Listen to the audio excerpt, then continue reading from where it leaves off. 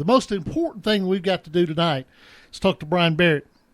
He is the play-by-play voice for WGNS. He covers they cover Rutherford County like a blanket, and he joins us on the Cook Neon hotline.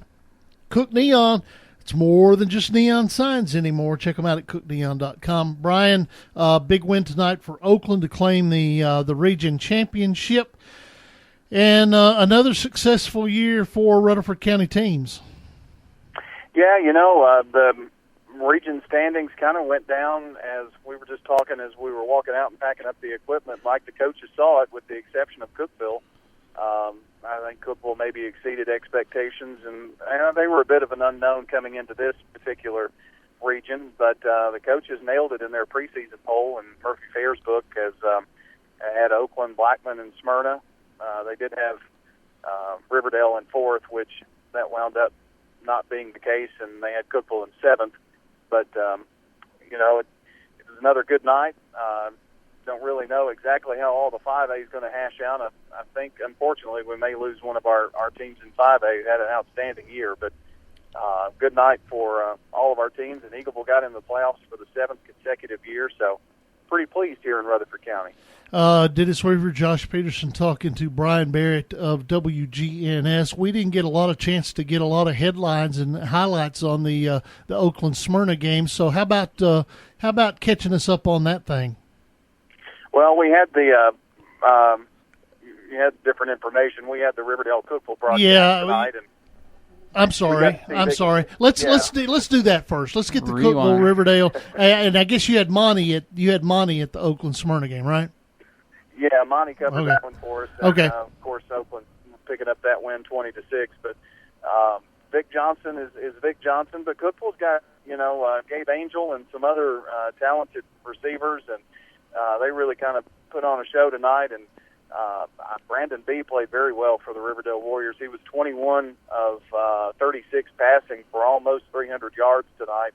But 2 key turnovers in the game was really tough for them to overcome this evening. And a game that was for a home playoff game, for a 4-5 game. If you finish 4, you get to host next week. But Riverdale, unfortunately, going to have to go on the road to Bradley, it looks like, next week.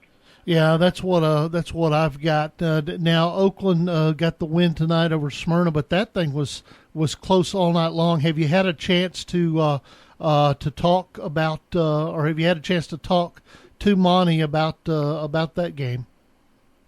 Well, of course, the stars come up big. The kids you think that are going to be the stars of the game. I heard the name Jacoby Stevens quite a bit. Mm-hmm. Of course, Matthews. And so, when big games, your big players make big plays, and that's what happened tonight for Oakland.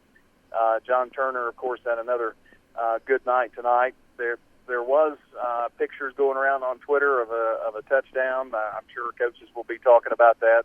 That was ruled out of bounds for Smyrna. So that'll be interesting to see. But I don't think Smyrna's going to spend much time squabbling over that. They're going to just focus on the next opponent after this one tonight. Let's talk a little bit about next week. Have you looked ahead at all and kind of you've kind of got a pretty good idea, it looks like, of who's going where? Smyrna's going to host Jeff County. Riverdale's going to Bradley Central. It looks like Blackman is going to host DB, I think. Then the thing that I think is interesting is it looks like that Philip Shad-Owens is going to come back to Rutherford County next week. What game are you guys thinking about covering next week? Well, generally, we kind of look at the matchups and the names and just see who's who, and we kind of had a powwow after the game and decided that we're going to broadcast next week the Blackman game with Kingsport Dobbins-Bennett. You have the same bracket that we came up with tonight as well.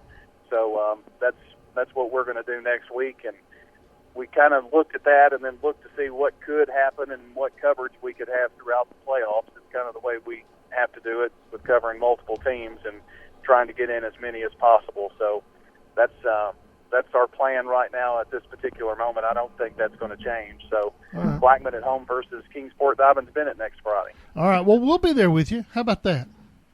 No, sounds good. All right. We'll have the pregame show next week at 6 o'clock on WGNS and turn it over to you at about 6:30.